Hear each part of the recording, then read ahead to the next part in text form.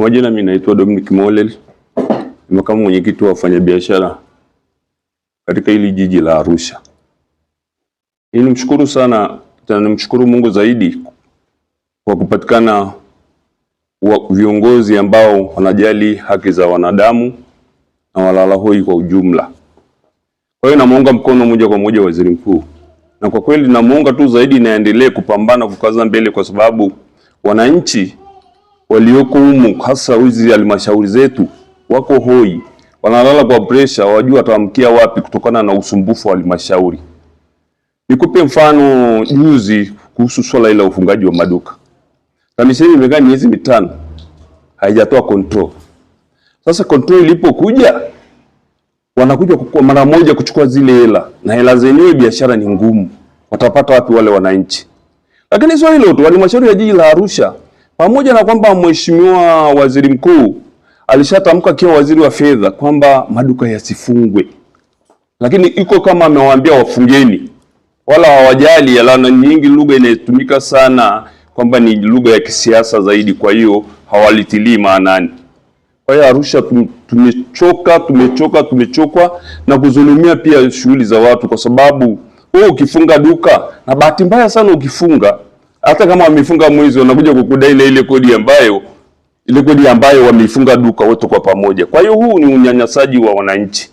Kwa hiyo ndio waandishi wa habari nimesema mimi nimuunge mheshimiwa waziri mkuu mkono, lakini na kumuomba siku akipata nafasi ya kuja Arusha akutane na wananchi na wafanyabiashara kwa jumla, ili tumueleze kwa kina hali ya halmashauri yetu ilivyo. Maana bahati mbaya sana wakurugenzi wanawaleta wanakuwa ni watu ofisini, hawafuati sheria, hata usikilizaji wake inakuwa ni mgumu sana. Inakuwa ni mgumu sana, maana unakuta anakufokea, anafanya nini, baada mdudu ajua hata kwamba hiyo ofisi ni ya serikali. Na wengine wameweka kamera, wakikuona kwa mbali wanatoka ofisini wanapita pembeni. Kwa hiyo ninamuunga mkono sana mheshimiwa waziri mkuu na mheshimiwa Dr. Samia Suluhu Hassan kwa Mungu kumpa maono ya kutuletea tena waziri mkuu ambaye anapambana na kujali shida za wananchi. Niseme kwamba mgogoro iliisha na ilimalizwa na TAMISEMI wenyewe, akiwepo mheshimiwa Majaliwa na waziri wa TAMISEMI wakati ule alikuwa Simbachawene. Kwa kweli mgogoro ule umeisha. Lakini hao wanapokuja tena hapa hata ukiwapa document ziko sahihi, Utazania hawajui kusoma. Utazania hawajui kusoma ili kutimiza ile dhana ya kuwadhulumu wananchi jasho lao. Wewe fikiri pale kuna watu 400 wamejitahidi kujenga pale. Kwanza pale hakukuwa na mtu anataka. Sasa hivi wameona kwamba wanapatamanika, wanataka kuwatoa wananchi kwa kijanja ili wajipatie maduka kwa lengo la kusema uboreshaji. Hata hivyo ingekuwa uboreshaji, tungeboresha sisi wenyewe, kwa sababu mbona tuliweza kujenga hilo. Lakini sasa anachoshangaa mimi, au nimwombe mheshimiwa waziri mkuu, ile ramani, ndugu waandishi wa habari, ramani imetolewa na engineer wa manispaa, imetolewa na manispaa, ikasimamiwa na engineer wa manispaa, ramani. Alafu leo uje useme maduka yale tena unataka kufanya nini, na wewe ndio mtoa ramani? Wala wafanya biashara wale wananchi waliotoa majasho yao kwa kujitahidi mpaka ikawa maduka, unawaambieje wanakosa gani? Sasa hawa viongozi wanaikuja huku kwa maslahi yao binafsi, kwa lengo la kupata maduka kwa plani B ya kusema inaboreshwa, sijua ina nini. Hii imeisha, maana mama mwenyewe anasema, mheshimiwa rais anasema kazi na utu, kazi na haki, sio kazi na dhuluma. Wanakiweje eti unamchukulia mtu kodi bado unataka na majengo yake? Na katika mkataba wa site ndogo, mimi nadhani mwandishi wa habari iliisha kwa maelewano kabisa, na tumewachanganyia umma wakati ule wa serikali ya awamu ya 5 kwamba kwa mkataba wao halmashauri ile ina ardhi na sisi tuna majengo yale yote yale. Sasa hawa watu ambao hawaoni kazi ambayo wale wananchi wamefanya, ndio wanasema tubomoe, tuboroshe. Sasa utabomoaje na mpe ramani ni wewe na injini yako amesimamia? Wale wananchi wanakosa gani? Sasa unakuta unawarudisha Watanzania nyuma, unawarudisha wale wafanyabiashara nyuma waliojitahidi kwa namna moja ama nyingine. Sasa ili swala hili limekuwa ndefu kwa sababu ya wajanja fulani. Kwa hiyo mnamuomba waziri mkuu afike hapa mpe kilio chenu? Aje hapa tumpe kilio chetu. Si kilio tu na document, maana serikali ni document.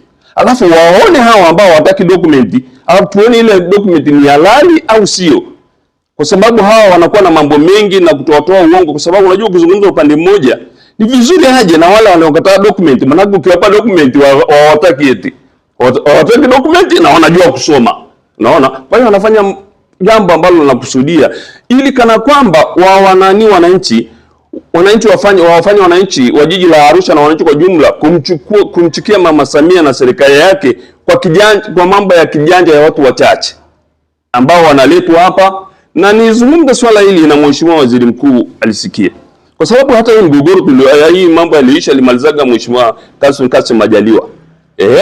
Lakini watu wanasema siasa, ni siasa. Sasa na shida wateule wa rais. Kwa hiyo akijua kwamba waziri mkuu naye ni mteule, naye ameteuliwa na rais, inakuwa wanatumishana misuli. Yaseme nani yeye na mimi mbona nimeteuliwa. Sasa hili ndio lilitufikisha Arusha mpaka hapa tulipo. Nataka kauli madhubuti ili jambo liishe na wananchi walale, kwa sababu mheshimiwa ndio habari. Sasa hivi ni roho tu, wengine wananchi wana pressure, wengine wamechana makichwa kwa sababu ya jiji la Arusha.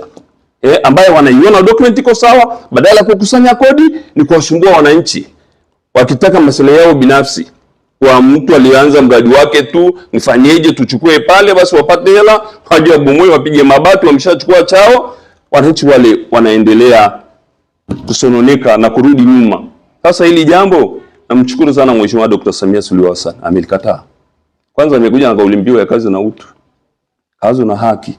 Sasa hawa ambao wajanja, niombe tu Mheshimiwa Rais wasio na nafasi katika serikali hii. Najua wakurugenzi na wengine walioko wako chini ya TAMISEMI. Wako chini ya TAMISEMI. Kwa hiyo niseme hivyo, maana waziri wa TAMISEMI naye ataisikia tu kilipo. Ili jambo likomeshwe, ili wananchi waache kuchukia serikali yao, kwa sababu wewe watu wanajitahidi, wewe unawarudisha nyuma. Huko upate mahela, huko ukafanye shughuli na mambo yako na familia yenu. Haitakiwi wala haikubaliki hata kwa Mungu. Kwa hiyo ndio mheshimiwa andishi wa habari nimesema nije hapa niunge kauli ya Mheshimiwa Waziri Mkuu ule wake.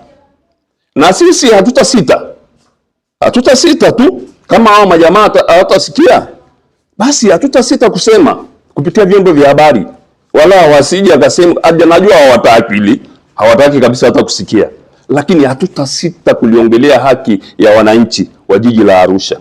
Na washukuru sana, Mungu awabariki.